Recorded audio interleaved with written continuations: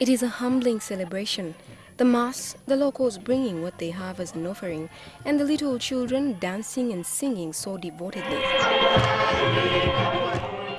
This is what happens here every year on the 27th of January. But while the mass is going on, at the back are devout pilgrims, too engrossed in prayer to pay attention to the onlookers we are. Some might find this kind of prayer strange, especially for members of the Catholic Church who have always been known to have quiet and organized ways of worship.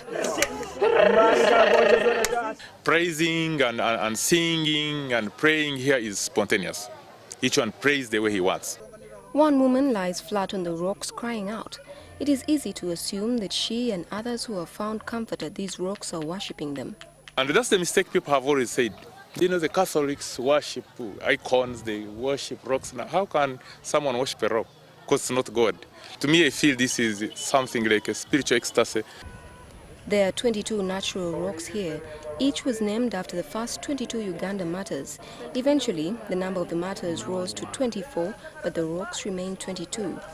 At the beginning, people had their own traditional beliefs, using the areas within the rocks to make sacrifices and do as they pleased. One of the priests then thought of how to attract these people to the Catholic Church.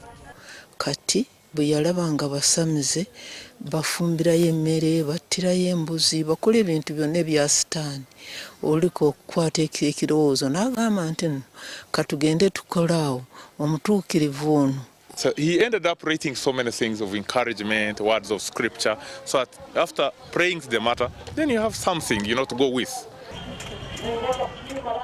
We watch as some women scratch at the rocks and pour the particles into bottles of water. I think it is only a question of faith and someone thinks, if he drank something from that rock of Anatoly, it would be something healing, maybe he has problems and things like that. I may not encourage that, but some people do it and they have given testimonies and they don't want to reason so much over it, whether it is true.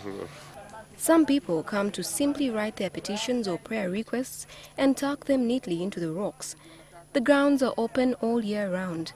People come here to pray, others to have picnics or to read. There is a peace about the place. They're in the process of putting up a better place of worship for the faithful that congregate here every Sunday. They are still short of money, about 2 billion shillings, and they are constantly fundraising for it.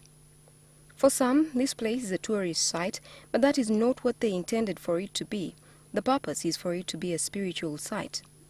If we can be helped, or we can help people come closer to God through the intercession of these matters, that was the intention and the goal of the founder. They would like to make it more than what it is. Plans are underway, but they just do not have the funds and help does not seem to be coming.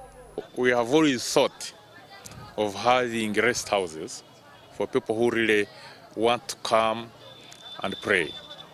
We have always thought of having a retreat center, a retreat house. We have always prayed to have running water in this place. Many people have always thought that the Uganda martyrs all hailed from the Buganda region, but that is far from the truth. Some, like Ludigo, had their heritage elsewhere. Some stories tell that Ludigo was captured during the inter-kingdom wars and brought to Buganda, where he served as a herdsman and page in the audience hall of King Mutesa I.